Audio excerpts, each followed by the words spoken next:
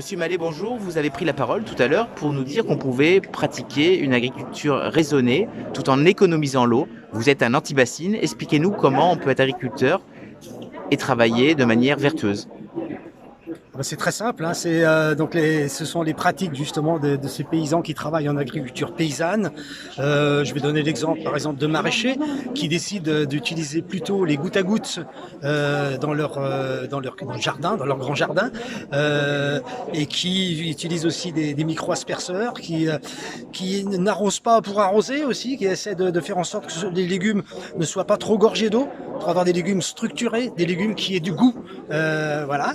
C'est aussi un producteur de lait qui à un moment donné qui fait par exemple du maïs, comme c'est souvent le cas, du maïs soja, et qui utilise son maïs, utilise beaucoup d'eau avec son maïs, qui décide à un moment donné de sortir ses vaches du béton pour les emmener en pâturage.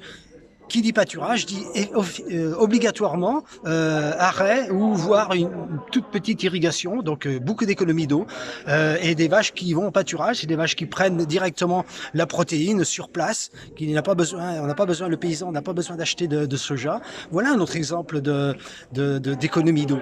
Vous nous avez dit quelque chose tout à l'heure à la tribune qui était intéressant aussi. Vous êtes copain, comme vous avez dit, avec certains agriculteurs comme vous, mais qui sont dans l'autre camp.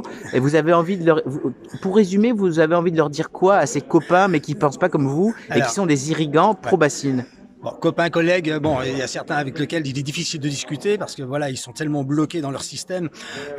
D'autres avec lesquels je peux échanger, je peux essayer justement de leur expliquer ce que je viens de vous faire ici, qu'il est possible de faire autrement. Et donc ces personnes m'écoutent. Donc effectivement, bon, l'histoire copinage, bon après, voilà, ça dépend de l'interprétation que l'on donne derrière cela. Mais effectivement, je pense que pour avancer, il faut qu'on soit dans le dialogue, il faut qu'on se parle. Et si on ne se parle pas, quand je dis on, nous, paysans, pour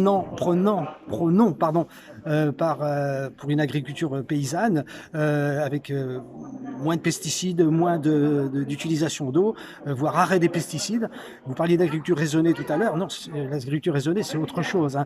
Ce n'est pas vraiment raisonnable, l'agriculture raisonnée. Ce n'est pas un cahier des charges, hein. C'est plutôt l'agriculture biologique qui est plus, je dirais, concrète et qui correspond à une agriculture, je veux dire, à un cahier des charges bien précis.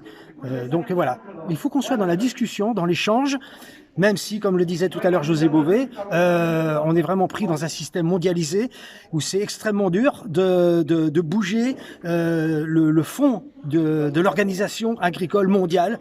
Voilà. Donc